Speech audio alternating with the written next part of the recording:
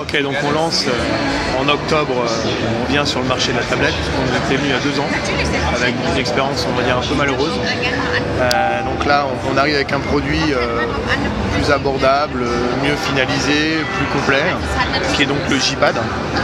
Un produit qui fait 8,3 en écran, qui a une dalle IPS très dynamique.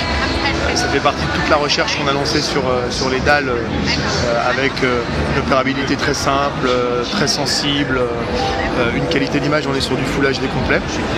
Donc on a un support technique très fort et on a permis à une convergence entre ce qu'on a développé sur les mobiles, c'est-à-dire que bien sûr on est en full Android et toutes les apps et toutes les petites fonctionnalités qu'on avait sur le G ou sur le G2, comme le Q-Slide, comme le Slide-Aside, tout ça on l'a intégré, on l'a embarqué sur la tablette.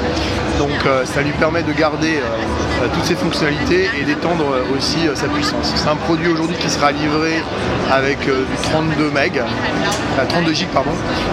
et on sera sur un prix entre 299 et 329.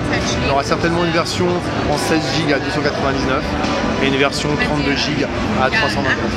Il sera en 2 coloris, en blanc et en noir.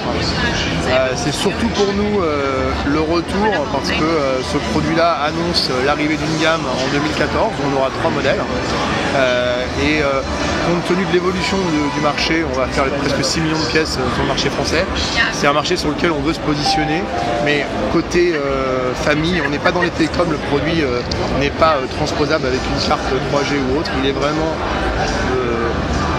focusé sur la maison, puisqu'il est uniquement en Wi-Fi, mais par contre là il a une forte autonomie et toute la fonctionnalité dont je t'ai parlé. Donc aujourd'hui, une des fonctionnalités d'une tablette, donc bien sûr c'est la qualité d'image, c'est l'encombrement, donc on retrouve les mêmes fonctionnalités que sur les G et le G2, c'est-à-dire des bords très fins où on laisse la plus grande partie du produit à l'écran, donc un 8.3 mais dans un encombrement qui est quasi celui d'un 7 points quelque chose de nos concurrents, pour ne pas les nommer.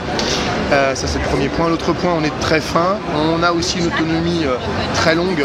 On est à 4600 mAh. Donc on se veut, parce qu'évidemment une tablette, quand on l'utilise souvent et longtemps, le principal problème c'est l'autonomie.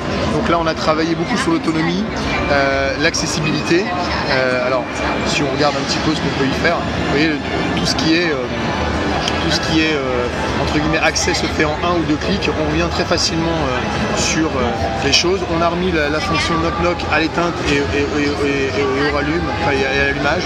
Donc on a essayé dans un produit très dénudé, très sobre, de se concentrer sur l'accessibilité, la rapidité, la qualité d'image et la fonctionnalité. Voilà, là vous pouvez voir bien sûr la caméra, plus on a une externale micro SD possible en slot-in avec une 64 Go. Donc